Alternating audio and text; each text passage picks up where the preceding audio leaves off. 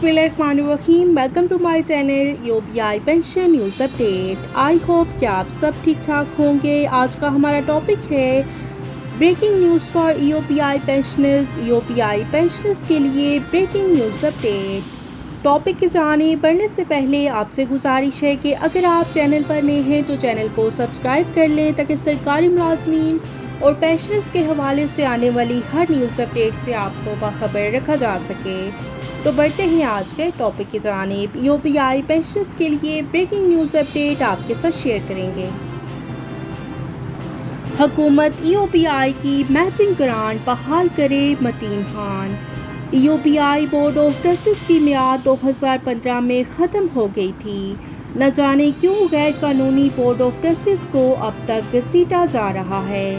UPI pension bank का क़याम अमल में लाया जाए। एप्वा के सीनियर नायब सदर व रुकन कवर कमेटी मतीन खान का वफाकी हुकूमत से मुतालबा। एप्वा के सीनियर नायब सदर कवर कमेटी के रुकन मतीन खान ने वफाकी हुकूमत से मुतालबा किया है कि यूपीआई की मैचिंग ग्रांट को फौरी तौर पर बहाल किया जाए, जो कि 1995 से बिला जवाज़ मुअत्तल की गई। और उन्होंने अपने बयान में कहा कि यूपीआई एक्ट 1976 के तहत वफाकी हुकूमत को मुलाजमीन के old age benefit institution UPI को सालाना बुनियादों पर मैचिंग ग्रांट्स फराहम करना चाहिए। यूपीआई के बीमा शुदा अफराद से जमा करदा सालाना शराकत की रकम के बराबर ग्रांट वफाकी हुकूमत ने 1995 से गैर कानूनी तौर पर मुअत्तल कर रखा है, जिसके नतीजे में यूपीआई का पेंशन फंड मुसलसल कम हो रहा है। अगर ये मैचिंग ग्रांट बहाल कर दी जाती है तो यूपीआई का सरमाया और असासे डबल हो जाएंगे। इस तरह से महंगाई के हिसाब से पेंशन में हर साल इजाफा मुमकिन हो सकेगा। यूपीआई पेंशनर्स वेलफेयर एसोसिएशन का ये भी मुतालबा है कि यूपीआई अपना बैंक कायम करे। एसोसिएशन ने सिफारिश की कि यूपीआई ज़रूरी कानून साजी के दौरान रजिस्टर्ड बीमा शुदा अफराद को पेंशन की तकसीम और शराकत की वसूली के लिए अपना अलग और ख़ुद मुख्तार बैंक कायम करे।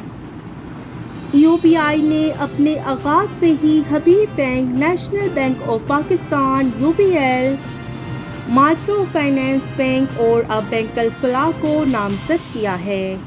ताहम बैंकों में मतवातर तब्दीलियों की वजह से भारी अखराजात बर्दाश्त करने के बावजूद रजिस्टर्ड बीमा शुदा अफराद और पेंशनर्स को मौसर खिदमात और मुनासिब देखभाल फराहम नहीं की जाती और यूपीआई के भारी फंड्स इन बैंकों में फंसे हुए हैं। बैंक अल-फलाह रुपए चार्ज करता है और यूपीआई को इसकी खिदमात के लिए 26 रुपये फ़ी लेन देन मज़ीद बराम। बैंक का फैसला साजी का अमल महंगा है और ये इंतहाई पेचीदा और सब्र का इम्तहान है। लिहाजा सिफारिश की जाती है कि यूपीआई अपनी खिदमात को हमवार करने के लिए यूपीआई पेंशन बैंक के क़याम पर फौरी गौर करे। यूपीआई एप्वा पेंशनर्स की एक नुमाइंदा और मुल्क की तंजीम हर किस्म की कानूनी और तकनीकी मदद के लिए ताउन के लिए तैयार है। यूपीआई में बेईमान और बाअसर अफसरान की जानिब से इख्तियारात का गलत इस्तेमाल बदअनवानी और गबन अरूज पर है। इसको रोका जाए। Pakistan real estate investment and management company Primaco एक प्राइवेट कंपनी है जो कि यूपीआई के रियल एस्टेट डिपार्टमेंट को इस्तेमाल करते हुए कायम की गई और इसने मुलाजिम पेंशन फंड से 100 मिलियन रुपए की गैर कानूनी तौर पर फंडिंग की। ये तामीराती कंपनी गुज़श्ता 15 सालों से कराची, लाहौर, इस्लामाबाद और फैसलाबाद में बड़े पैमाने पर शॉपिंग मॉल्स और होटलों पर काम कर रही है, लेकिन अभी तक कोई भी मंसूबा कामयाबी से मुकम्मल नहीं कर सकी। प्राइमेको को यूपीआई का सफ़ेद हाथी कहा जाता है।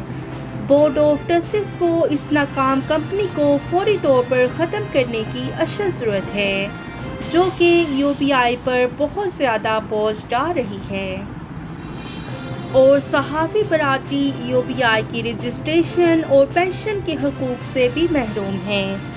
ایسوسی ایشن نے نشاندہی کی کہ میڈیا کے کئی بڑے ادارے EOPI کی رجسٹریشن سے باہر ہیں، جس سے ہزاروں صحافی، ان کے اہل خانہ اور دیگر عملہ رہ گیا ہے جو کہ پنشن کے حقوق کے بغیر چھوٹے میڈیا یا آؤٹلیٹس کو خدمات فراہم کرتے ہیں۔